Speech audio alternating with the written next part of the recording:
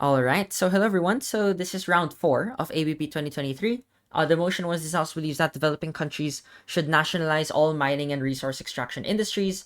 Um, we were opening opposition quite definitively at this point. It's already the top room. We're up against UT Mara 1 at opening Gov. Closing Gov is Ateneo 1, the eventual champions, and closing op NUS 1, who we also eventually face in the semifinal later on.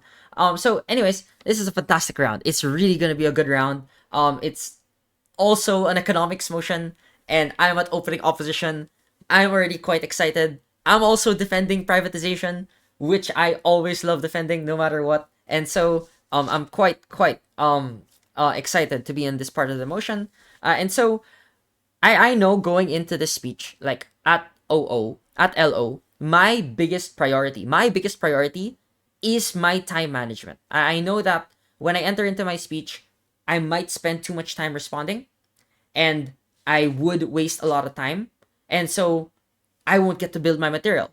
And I know I have so much material I'd want to build in privatization. Like there's so many things you could build. You could talk about innovation. You could talk about why efficiency or why this is going to be more efficient and that's going to be good for the state. And then I also want to talk about like in the natural resource mining extraction stuff, why this is simply better than leaving it to the state, which could get captured by like political domestic political forces that um are quite corrupt in many instances. And so I did want to manage my time so much better in this particular speech, but because I knew that like time management is so critical at leader of opposition in particular, because you have to deliver the clash, you have to do some responses, you have to build the material, there's so much you have to do. And so I was so worried entering into this debate because I'm so tempted to add in so much material, and I know that if I don't do my argument successfully, then it's gonna be GG for me. Okay, so that's the context entering into this particular debate.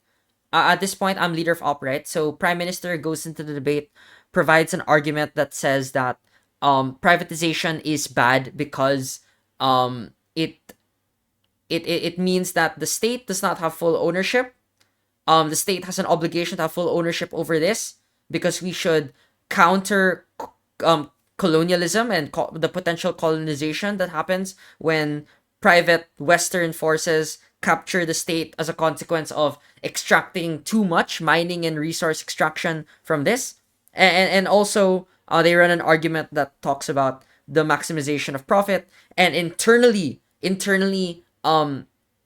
earning all of these tax revenue for themselves as a consequence of getting them more jobs, etc., because the government is the one that is nationalizing it. And so that's the arguments that they present. I'm about to respond, and I try to do it efficiently. Let's see how it turns out.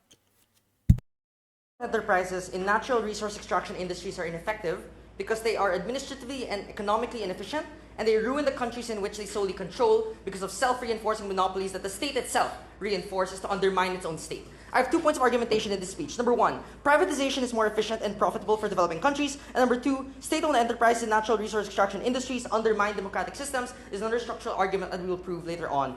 Our model is simple and clash. We accept full privatization of these countries. BP Oil, ExxonMobil were perfectly fine to cede control to private actors and allow them to have full ownership and compete for bids in particular areas of control in which they can maximize geographic advantage. I want a point of framing before I can do this, just to be clear as to why our arguments will stand in this debate until the very end. To the extent that any argument will be made on terms of mining is devastating for the environment on both sides, we will win this debate on 2 fronts. Number 1, that private actors have some incentive to be more sustainable, whereas public actors are probably worse. And number 2, that this is far less important, the environmental benefits, than the immediate economic goods for developing these nations. Before this, I have...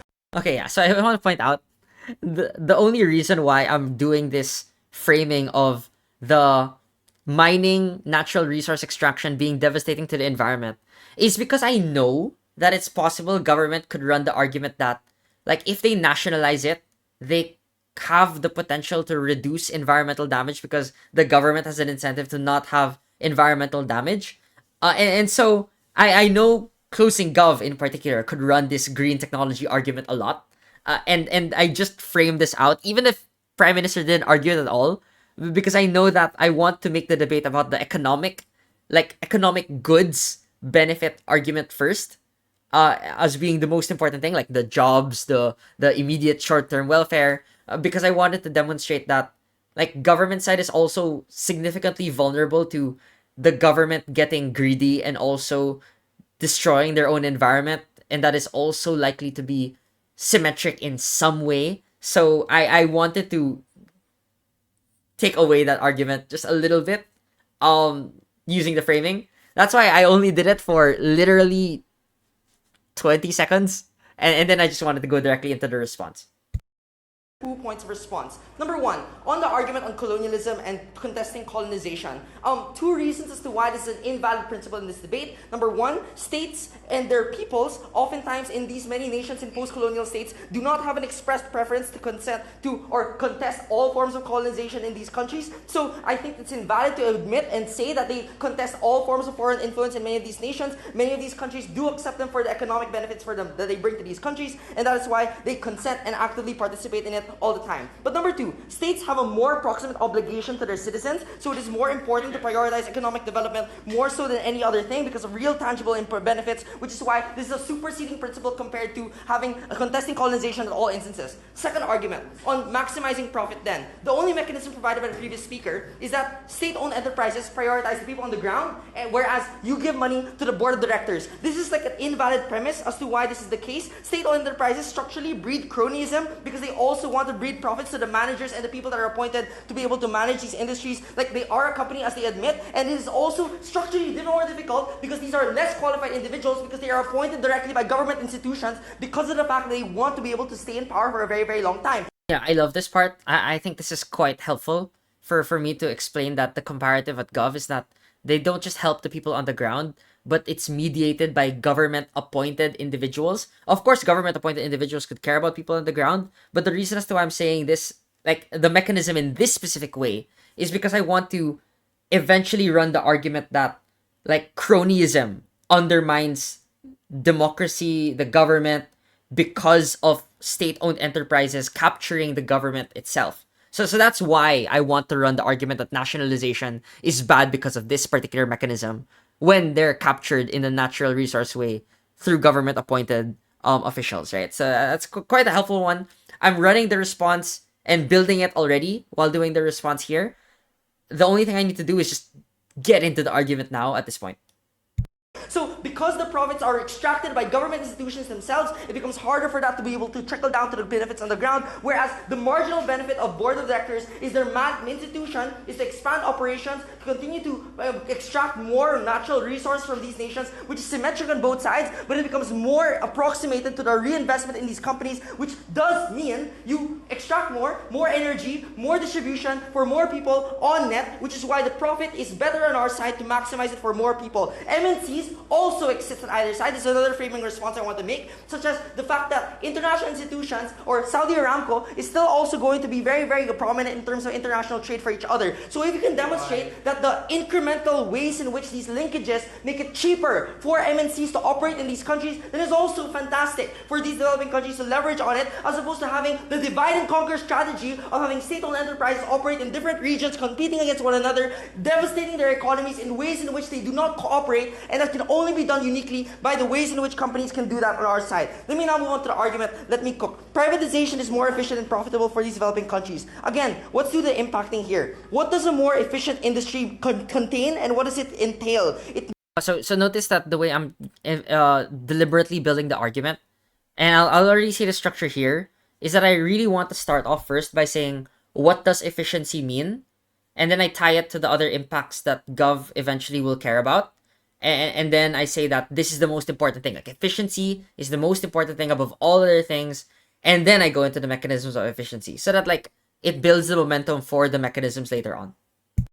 Means more guaranteed employment. It means more production for the transportation, food, and electricity sectors within these industries, which provide vital resources to their people. This is the most important argument in this debate because efficiency is the determinant of this debate over all other issues. Having said this, I have three reasons as to why we believe private actors are much better at operating these industries. Number one, because states inherently are caught by administrative bureaucracy and slow, weak institutional capacity because of political tenure, because of party hopping, and the risk of changing institutions and the way in which it creates political gridlock and the delays in administration and the changes of people, employment within these industries over and over time. Why is this relatively marginally less within private actors? Because why is this important? Because you need high capital requirements, you need people to sustain this for a long time, and you need to stay in these countries for very, very long periods so that you could sustain operations continuously and provide it to more and more citizens, because other sectors depend on it all the time. It is relatively easier for private companies because they're specialized in these industries, they focus on it for their workplaces, and the investment is also multinational, therefore the transfer of the economic resources is also one that is more efficient. Number two, states are unspecified and unspecialized and constrained by national budgets, like political gridlock, and whereas private actors are relatively more specialized and can maximize economies of scale because they can create certain factories and be able to replicate it in other industries, whereas state-owned enterprises oftentimes have to create it from scratch and oftentimes have to operate it and change administrations all the time. But lastly, states often extract rents only to the redistribution for state uses, which means they extract it to other uses in the state, like welfare or other development institutions or other infrastructure projects, which oftentimes deplete the resources of these institutions themselves, as opposed to corporations which reinvest it in their own investors or to themselves or to their own company. So it's more approximate, it's more guaranteed, and it also means more operations are always going to be continued. Whereas there are more weighing trade-offs that are made with the democracy than their model, which makes it harder for it to be held to account. POI from closing. In your best case, if Shell extracts 10 times more oil, if they get to sell all of that oil, you get none of the profit or barely any of it, even with the tax. Sorry, just to be clear, the impacting means if they're extracting more, they're employing more people. If they're extracting more, then they are using that for their approximate industries to redistribute that energy to more and more people. If they're selling that oil, then it also means they continuously allow more operations to continue within these countries in a way in which it maximizes government control or the ability for you to allow the industry to be cheaper in your country. I think this is quite an important point for me to highlight. Closing government actually does raise a very good POI here. And they actually reveal their eventual extension already within the argument and the POI. They're already saying that you will sell all your natural resources, you give it up to the private sector, and when they sell it, none of the profits go back to the state. This is why it was critical that I did my efficiency framing at the beginning, because I say that efficiency means you get more employment, more operations, and that means more welfare eventually for more individuals as part of the state because of continued longevity, continued production, etc., etc. And I think that this is quite important for me to highlight here, because closing government eventually runs the argument that, and this is the critical mechanism that they eventually do, is that because the state is able to tax these natural resource extraction industries, and that they are able to export this, and that they will export this for more and more profit for themselves, then that is going to be good for the state. So it is in my interest now to try and first disprove the claim that privatization means that you don't get anything back in return, but you are able to, like, basically that I'm trying to say that we can also export in our side with privatization mediated by a private company, but that you're also able to get other benefits that could substitute for a tax in gov. Later on in the debate, I want to note here immediately that, like, the tax argument is also one that I raised, that we eventually try to raise many POIs against. Like, I know I should have responded to it more here immediately, but because I was currently fixated with the employment argument, I wanted to just be clear that that was the baseline thing. But I will note that I should have definitely responded to the tax argument and already like tried to shut it down like immediately as early as now, because I should have already said that if states will also extract everything in gov side, then it means that you will also run out for your industry as well, but it's also going to be done in a less efficient manner, which means that it's going to be unproductive and it's not going to be sold for the same quality as we would have had it in our side. So that's the first one. But the other response that I remember I wrote down in the POI, but I didn't eventually get to raise, is that it's definitely quite important that, like, if I prove that they're not efficient and that they're not profitable with the government, then, like, you're actually, like, making it more expensive because you're taxing it. And the more taxes you use, the less you're able to sell to everyone else. Which means less people eventually get employed, and there are less operations because it's not going to be as large of an operation as it otherwise would have been. So this is why I really need to note this down immediately. Like, I definitely should have responded to the PUI by demonstrating why taxes on gov would raise prices too much and would be reflective of inefficient industry, and that is why efficiency is still the most important thing over all things, rather than me just reasserting employment being a good thing in general. So I really had to prove that gov immediately, like, because they're inefficient, it's a higher price, less people are gonna buy from it. And it also means that if they are inefficient and they are less profitable, then the taxes you put on it, like, are gonna make it less accessible. And that is why you cannot earn that much from taxes, which is the whole point that I'm trying to make in the very beginning. Okay, that's definitely the instructive point that I just wanted to say. Because eventually this becomes a critical issue in the closing half. Right now, from leader of op, this isn't an issue at all. By the way, like, it's definitely not an issue at all. But if I'm only dealing with the argument of, oh, it's colonization or it's just profit at OG, I should not be bogged down too much by this understanding of the debate, unless I connect it back to, like, the overall importance of efficiency over all things, which is why efficiency is, like, the thing I'm focusing on now. Like, I really have to really prove this argument perfectly. And so far I think I'm jumping a little bit from mechanism to mechanism. Some of them overlap. I really should have built this a little bit more concretely from the get-go. Like, presumably, like, the access to getting more oil is more approximate for any average company because they would still need that energy on both sides. So you might as well extract more, and it's much better in our model. SOEs and natural resource extraction industries undermine democratic systems. Corruption bleeds in, again, the impacting, to undermining future democracy, because not only will this SOE sift taxpayer money to privilege the elite, but oftentimes SOEs create conflicts of interest within the own government itself. So No, actually, I like this part, by the way.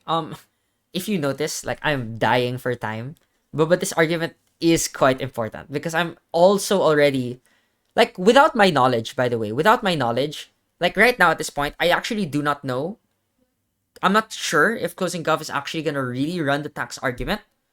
And so, like, it's clear to me that if in retrospect that this argument does implicitly respond to that, because I'm saying that if taxpayer money is sifted away because of cronyism and corruption, then that is why it is bad. But it's still good that I ran this argument already. I maybe could have framed it as, like, being explicit that their comparative is this, and that's why they cannot trickle down those benefits to the poor or to the rest of society through welfare and infrastructure. But yeah, this is quite important for me to just say. But right now it's clear I'm rushing through the argument at this point. any argument on regulation is contingent on this premise because of the fact that SOEs are structurally appointed by political governors and people within the administration, or also political dynasties that are also riveted in many developing countries. Okay, so that's a good thing that I'm doing right here. I just wanted to say I actually like using this tool a lot, where I say that any argument on regulation that government could use, because gov could say, oh, we could regulate it, like regulation will be good, and they give many reasons to why regulation will be done well. My response is, because an SOE is structurally designed in this way through government appointees, then that is why you cannot argue regulation, because it's an inherent conflict of interest. So that's the framing that I'm using, the way I'm using this logic to reinforce why it's a bad thing. Having said this, why is cronyism the most important factor you must consider here? Because cronyism is inherent to developing countries in the way in which they're able to sustain sustainable administrations over time or to sustain political compromises over time. So even in the best cases of government side, cronies are always the ones that are going to operate these industries in ways in which, like Dilma Rousseff in Brazil, will continuously profit and allow themselves to win over and over in the next election, and therefore their companies become less and less accountable over time. So any argument in which they will say they can make it more efficient, more sustainable, has to guard with our argument first, because the sole control of regulatory systems undermines those systems. For those reasons, we oppose. Okay, all right, that's pretty much it. I do like this speech, to be fair. I just think that number one, it's the time management issue again. Number two, it's also likely definitely be more comprehensive with the response, that, like, the implication of what the comparative is. Like, of course, right now my argument just assumes that, oh, it's just inefficient at gov, or that it's gonna be, like, not profitable and not perfect, and it might be corrupt. But right now, these are quite relatively uncharitable interpretations of the gov comparative. I should have said, and I should have added the framing then, that even in the best case where governments are attempting to be benevolent, they will not be efficient. That's the way I do the language thing.